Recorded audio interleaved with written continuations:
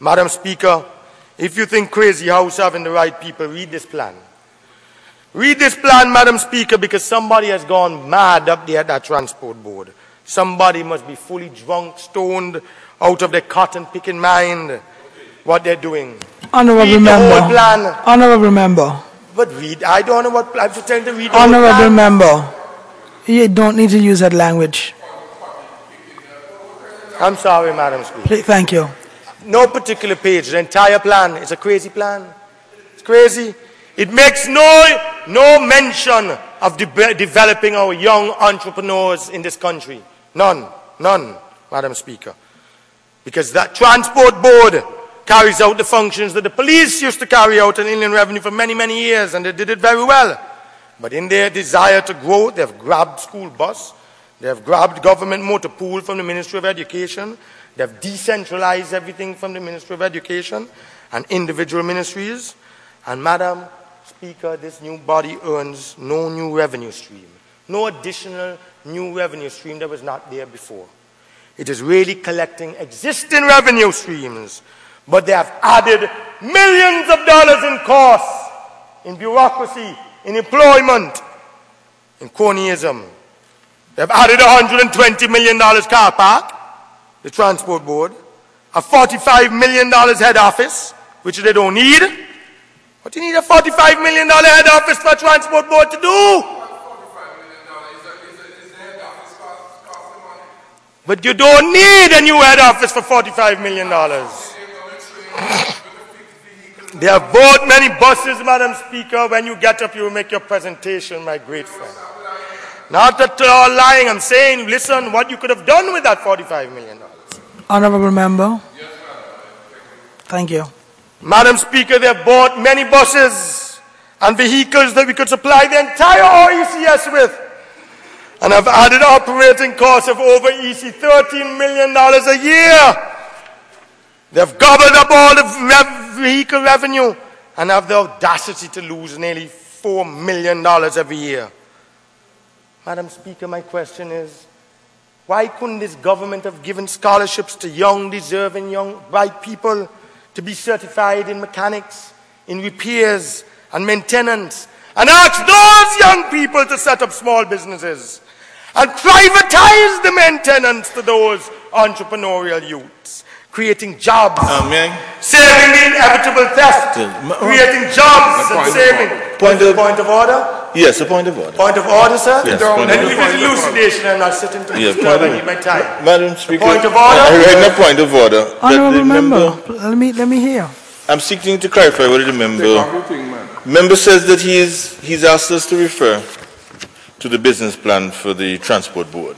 And I'm trying to follow him, Madam Speaker. I'm asking him to guide me to the section of the transport board. I do not believe he's trying to mislead the House, so I would like him to tell me the section that he's referring to. Guidance, Madam Speaker. I'm seeking guidance from the chair. Thank you, sir.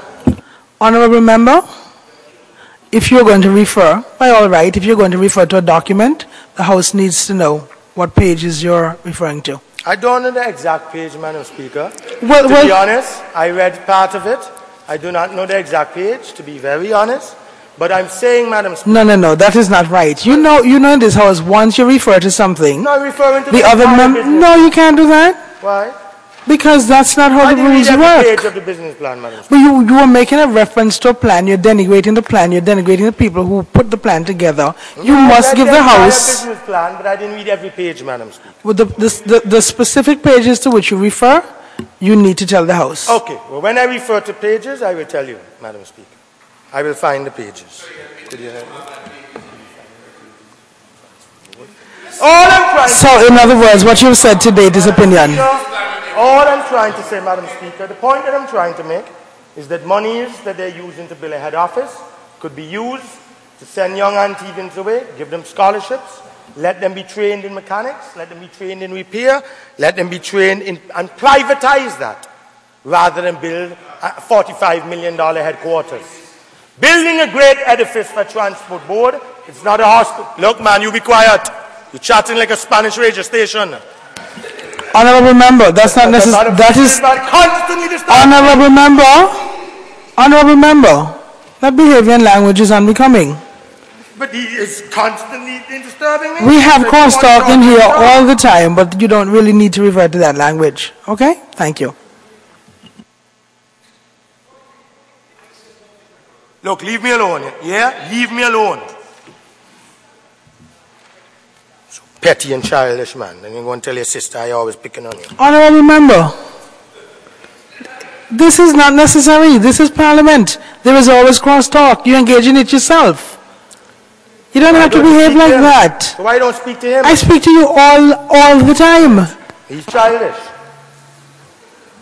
So my point is, Madam Speaker, if I may go on.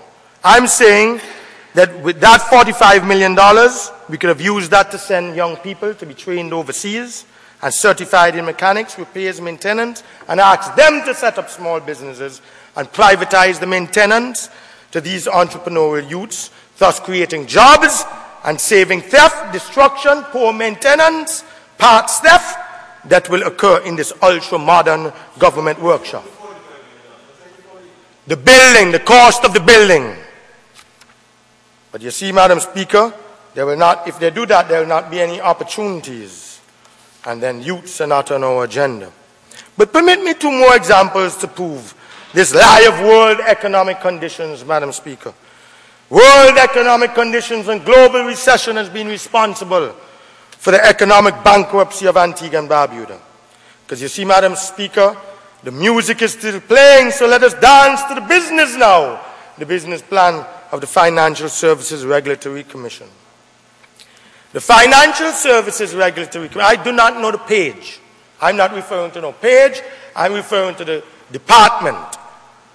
This offshore banking and gaming sector, Madam Speaker, was a major plank in the Antigua Labour Party diversification plan. It was lucrative, it earned the government plenty taxes, it generated thousands of good-paying jobs, millions in legal fees and professional fees to accountants and auditing houses, in rental income, in supermarket, restaurant, and even entertainment income. This offshore industry was the brainchild and the vision of the Antigua Labour Party under Lester Bird as leader. Madam Speaker, this sector is now decimated, destroyed, like PCS now. iMobile left to rot in the sun. Madam Speaker, what is left of this Financial Services Regulatory Commission?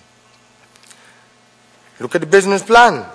You would notice that an effort to collect revenue in the Treasury and in the legislation that you brought before this House, 40% of the cash, 40% of all the cash of the Financial Services Regulatory Commission must be paid into the Treasury. Madam Speaker, for the last 5 or so years, every single penny, almost every single penny made by the FSRC is gobbled up in high salaries, consultancy fees, and reorganization expenses. Over $9 million a year, Madam Speaker. Madam Speaker, this cannot be right.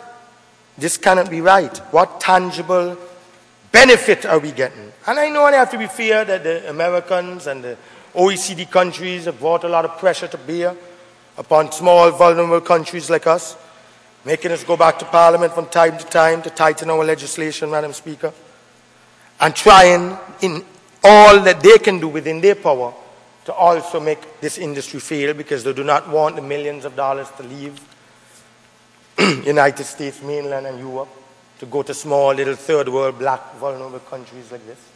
They want those millions to stay in their centers and their financial centers. Madam Speaker, Chopper.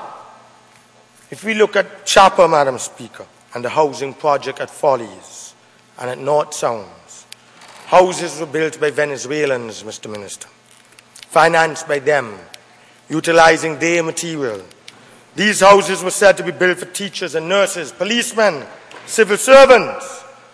Madam Speaker, there's only one little problem with this project, is that the mortgages, I understand, is more than the salary, in many cases, of the workers who are supposed to be buying them. Madam Speaker, as you know, most banks do not grant a mortgage if payments are over 50% of a person's income. Well, these houses, mortgages are best 100% of top civil servants and policemen's salaries, and sometimes nearly twice as much as the salary of many civil servants. So the reality is that most of the houses are unaffordable. They can't be bought. Madam Speaker, you know who the report is blaming? World economic conditions, global recession, Madam Speaker. Everything this government, every failure, whether it's the Financial Sector Regulatory Commission, whether it's the car park sitting up there unfinished, whatever the problem is, Madam Speaker, it's global economic conditions. Got me? How many houses you've sold? Well, how many houses you've sold? Madam Speaker, you can find that excuse in the entire report. Social Security contributors dropped from 43,000, Madam Speaker, from 43,000 to nearly 38,000 because of high unemployment. The contributory revenue falls by 19% because all the high-paying jobs are no more. There's no more Stanford. There's no more investment. An economy made bankrupt by incompetence and a lack of common sense. And we hear ad nauseum. World economic conditions, global recession. Madam Speaker, I realize that the government withdrew the bill. I think they've sent it to a committee for the Social Security Act. But Madam Speaker, I just hope when they bring back that bill that they will delete out of it where there's a need to authorize an accompanying police officer when a Social Security inspector goes out to do his job. Why must the relation between Social Security Administration and private enterprise be deemed hostile? The language of that act itself, Madam Speaker, where it says may have a police officer accompanying the inspector. But the very act of entering upon a business premises with a police officer in tow seems intimidatory, Madam Speaker. Casino inspectors collecting money have never been authorized to have police officers accompany them. But a Social Security inspector, under this new act that they plan to bring back early next year, wishes to examine a computer file or accounting book, he then needs to have a police officer present? I don't think that is wise. That is harmful for the harmonious relationship between business and the Social Security Department. And Madam Speaker, I want to caution that if this becomes the norm, then this Parliament will be called upon to do the same for medical benefits, education levy, ABST, thereafter casinos, sports, betting centers, hotels, stores, shops and grocery stores will be subject to this display of unnecessary state power. And I think that this is very, very, very dangerous. Madam Speaker, may I now look at the Mount St. John Medical Center? It has decided not to conform with the requirements of a business plan, like every other government body. It has included no vision statement, no mission statement, no assessment of its service performance, no critical reviews. I wonder why. Yet it is important as the nation's premier public hospital, Hannah Thomas and Codrington being the other, cannot be understated. The public must develop faith and confidence in our health institution, Mount St. John Medical Center. For it needs to convey to all that it can deliver great service as required.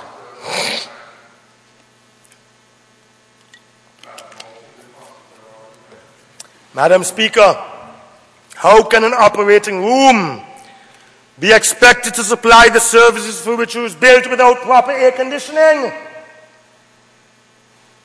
That was a major problem for more than 2 months this year. I note on page 245, fourth column of capital expenditure, that $1.5 million have been budgeted in 2012, or twice as much as 2011 for air conditioning. I welcome that, and I hope that the resources will be forthcoming, Madam Speaker, because it is not possible to run a modern hospital in the tropical Caribbean without proper air conditioning and ventilation.